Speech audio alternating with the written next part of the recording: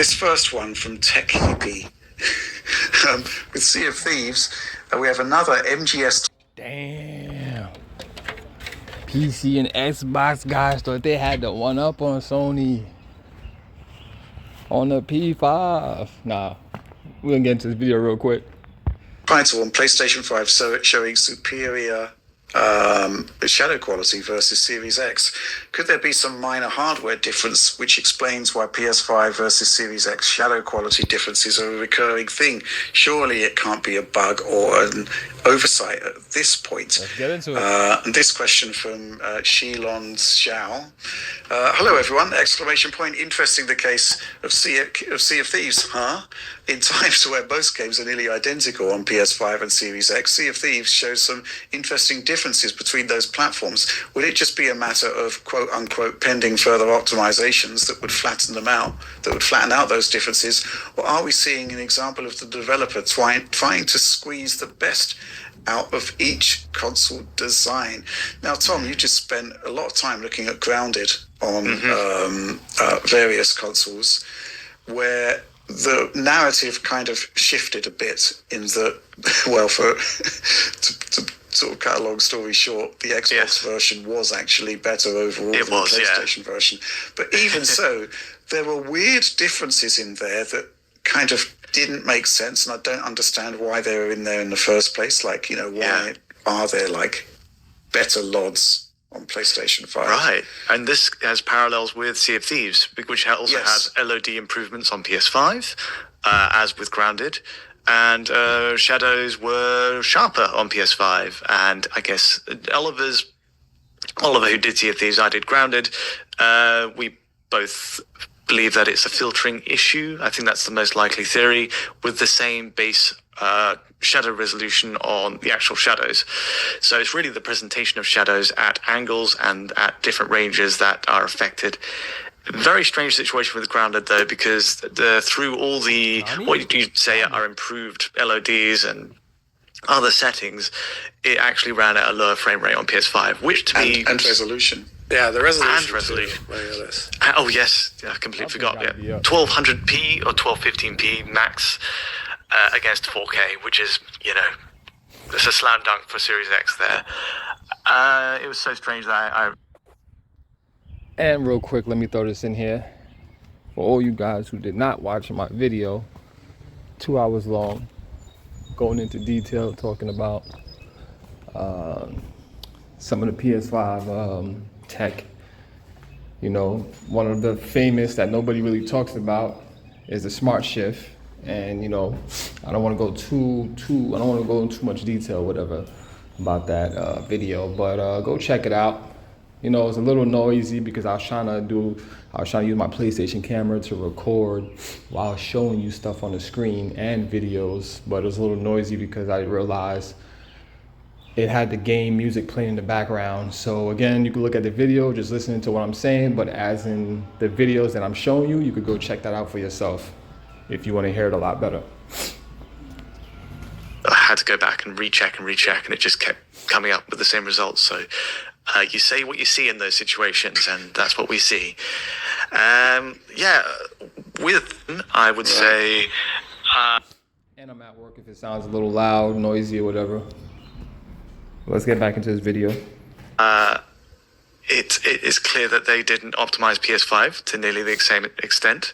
And it's a strange trend that... And again, even Mark Cerny said this, so I keep telling y'all gotta listen to this guy, Mark Cerny. When he tells you things, he technically tells you the weaknesses, the advantages, everything else. When it comes to the PS5, any game that is GPU intensive, that system is gonna feel it. That's why when you compare some games that is GPU intensive versus Microsoft takes the lead in that. But when the game is kind of more balanced and it's kind of like a, you know, up and down situation, it takes a better advantage of, you know, balancing the system out versus that one hard scene that Mark Cerny said, if ever that worst moment came, or however it was he put it, go check out the video. You'll see for yourself. Road to PlayStation 5. Because These are all Unreal Engine games. We saw it in Hi-Fi Rush as well with the shadows. So for the shadow situation specifically, I'm inclined to say it's the way Unreal Engine plugs into the API that Sony uses for the PlayStation 5. That something just automatically generates from that to put the shadow filtering higher or the shadow setting higher. I think it's an oversight just by neglecting to see that the setting is just not been changed to match Series X.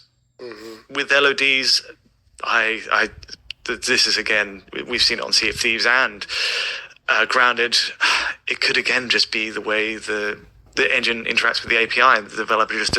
And they was talking about that before, because I forgot what game it was, but they did say that, I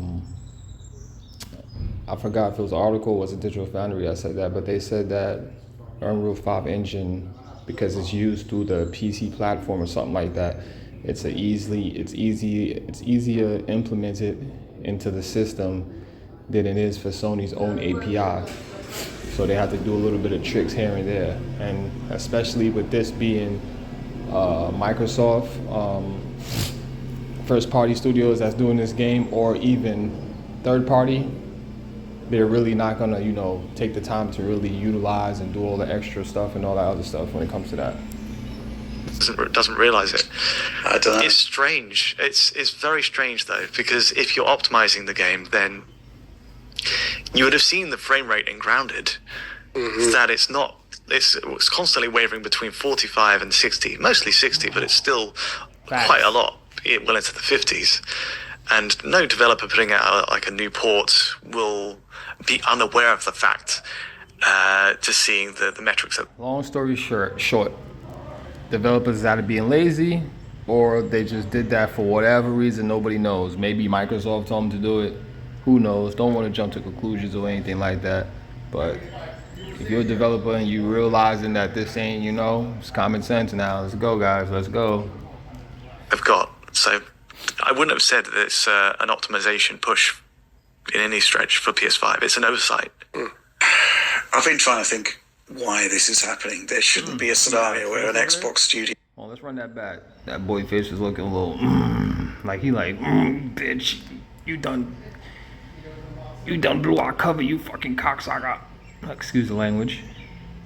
That they've got. So I wouldn't have said that it's an optimization push in any stretch for PS5. It's an oversight.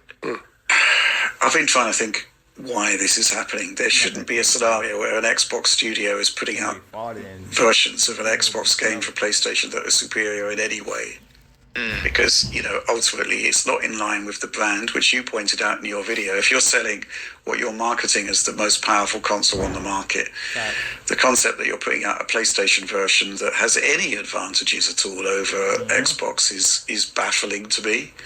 And I guess, possibly with the shadow thing, it's an Unreal Engine thing. It might be, as you say, some sort of interaction with an API that's different. But do we see that on other Unreal Engine games? I don't know. It's not entirely sure. It's been 3 developers in a row: Tango Gameworks, Obsidian, and Rare, all having this. So it leads me to believe that there's something beyond those 3 developers. You hear that? Remember, Digital Foundry, they don't want to say too much, but they're not stupid. They don't want to say too much, but they're not stupid. You know what they're trying to say, but they're not saying it. Read between the lines, guys. The LOD thing, maybe it's a sort of Unreal Engine classification thing on LOD, but it doesn't make sense to me because it just doesn't seem to happen in other games. I personally think, with regards to LOD, I do think the shadow filtering difference, which is minute, I think that is perhaps just like the PS5 has in its scalability settings default per Unreal Engine has probably a different setting for you can change shadow filtering in Unreal Engine 5 and 4 with commands.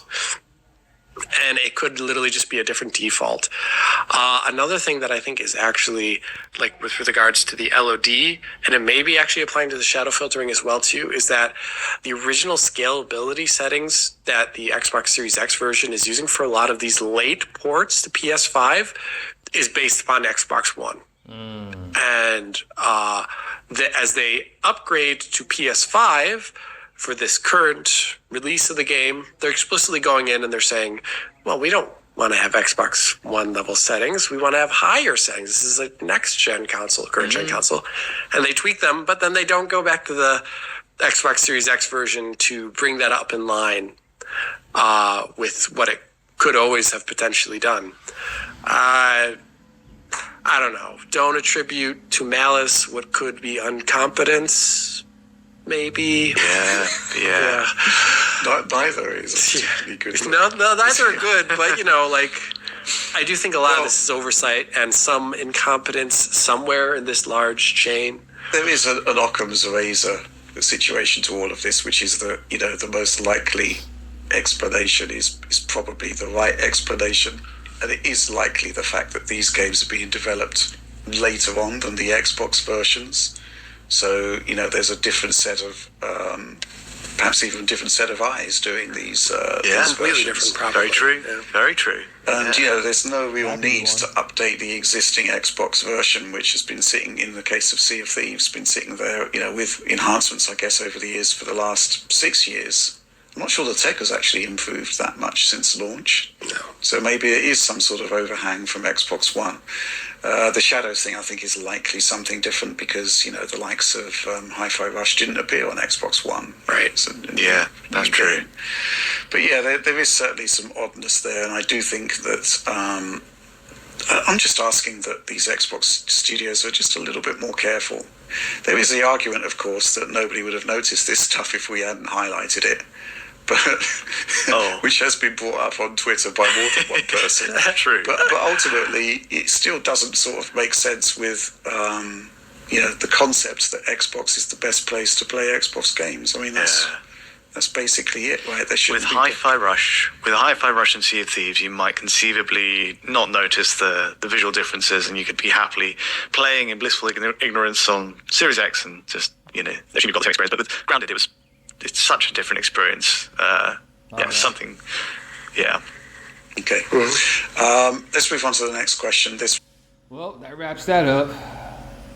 I'm sorry. I just want to apologize to the PC and Xbox community because y'all thought y'all had the one up, and it turned out to be, just devs being lazy, or you could say the higher ups telling these guys to, I don't know, port these games over to the PS5 and use a certain old version. And again, what can we say? Good thing we got these guys out here for. Good thing we got guys like this. Good thing we got guys like King Thrash. So when these guys right here step out of line, or when they want to do one of their paid promotion videos, catch them in their lie. You know what I'm saying? That's why you always gotta, I don't even want to get into all that, but making this video short. I'll catch you guys in the next one. If y'all disagree with this video, drop a comment. Speak your piece, speak your madness, whatever you want to call it. Share this out with your friends, family. See you guys in the next one. Peace.